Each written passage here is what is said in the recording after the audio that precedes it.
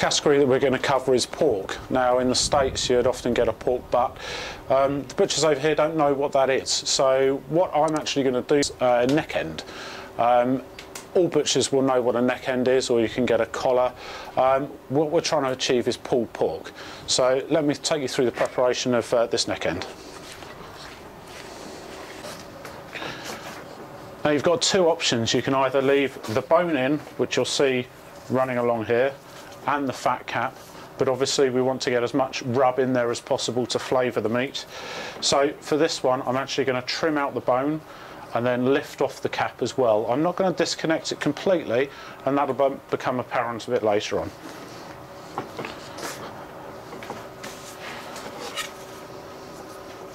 So,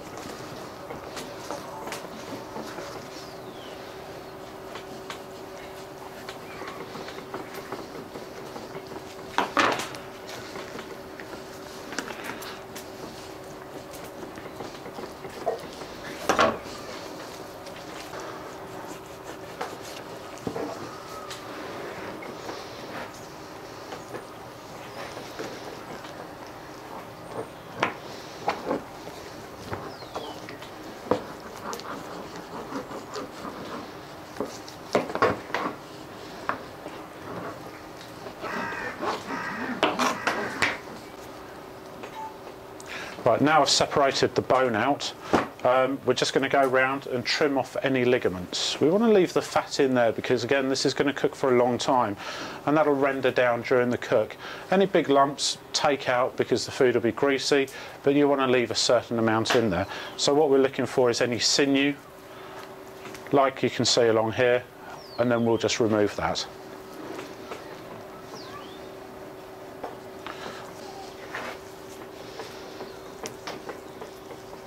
Here you can see bits of bone still remaining, so I might as well take that whole piece of meat out.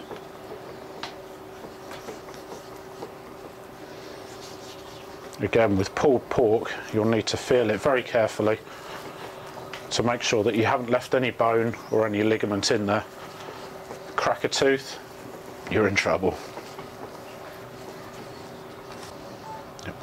Now what I'm going to do, I'm going to partially remove the cap here, and the reason I do that, and everyone will have different opinions, is that I cook it this side facing up so that the heat when it gets into the meat goes up and forces any moisture back down into the meat. So I use it almost as a barrier, but it's important to get the rub underneath there. Now this will be for the cooking process. When it comes to setting your sauce and things like that, I'll take it off completely, but for the time being I'm going to leave it on there, and certainly for the first part of the cook. Again, now the fat cap's been removed, what I'm going to be doing is taking off some of this sinew, which will allow the rub to penetrate the pork a lot better.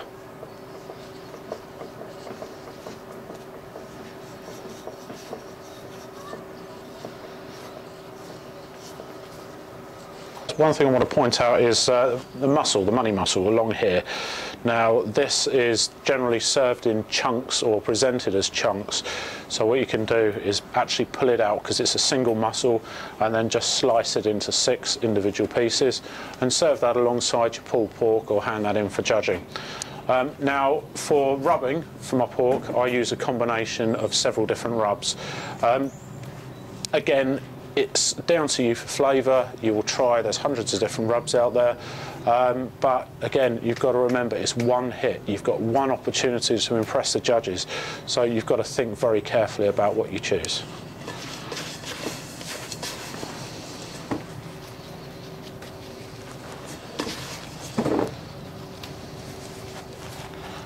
Again, it's very important to work the rub into every part of your pork joints.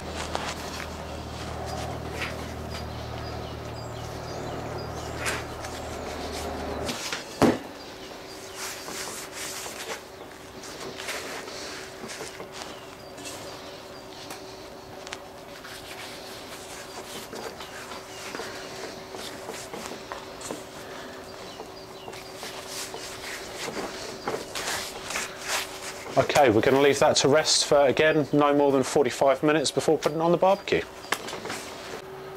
Right, the pork's been resting now for about half an hour, so we're ready to put it on the barbecue.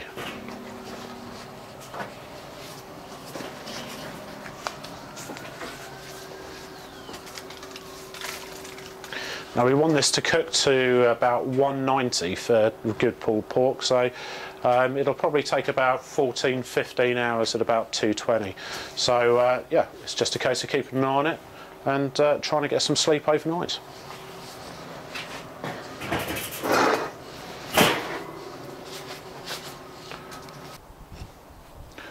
Okay, now we had the smoker going for about 16 hours, obviously checking the temperature throughout the night.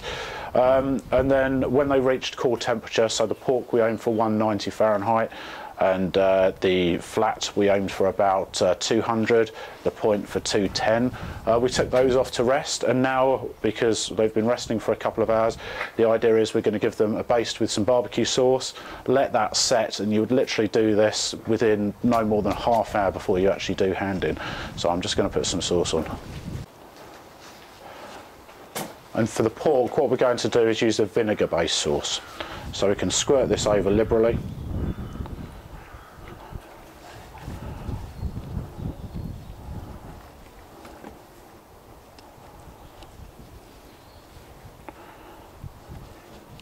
And literally that can seep around the edges and actually go underneath as well.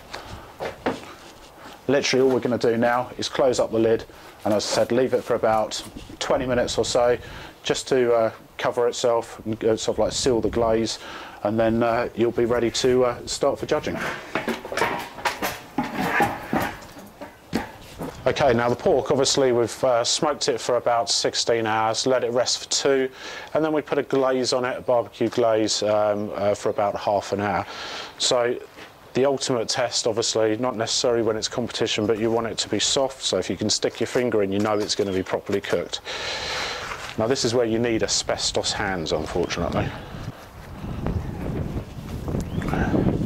So we'll keep this, keep the juices, because if you decide to mop it before you put it in the box, then you can use that to mix in a little bit more with your barbecue sauce, just to soften the meat up. Now you can see on here that we've got a great bark, and what we want to do is try and get chunks together. So we'll just have a quick look at it. And then we just want to start pulling it bit by bit. Get as many chunks as we can.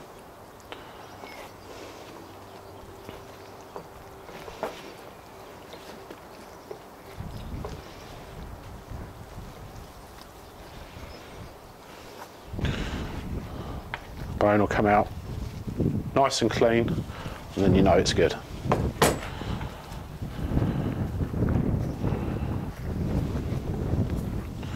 Just breaking this up initially, seeing what pieces we've got and to see what best we can use to present.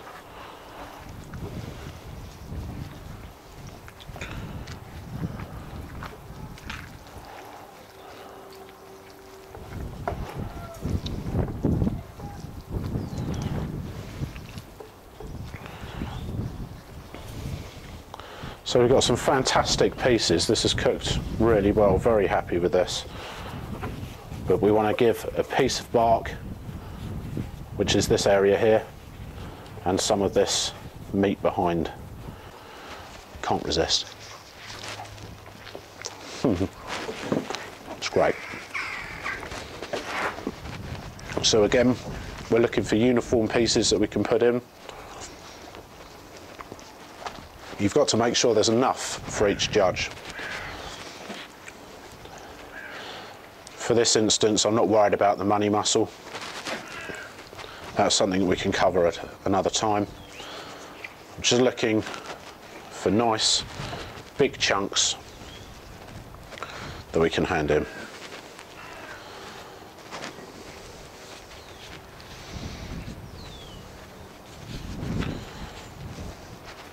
As well as finding pieces like this that you can present in your box, it's always best to have a bit of pulled. So when you've got some extra, sort of like the bits and pieces that you're not going to be using, just take it, make sure you include some bark in there, and then you just want to pull it apart.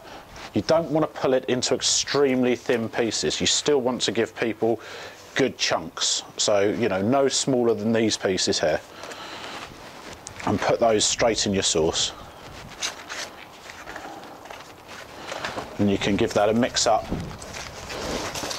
in the juices and keep it moist. The same with any pieces that you're going to hand in for your box. It's always worth, until the last minute, just soaking those so that there's no chance of them drying out.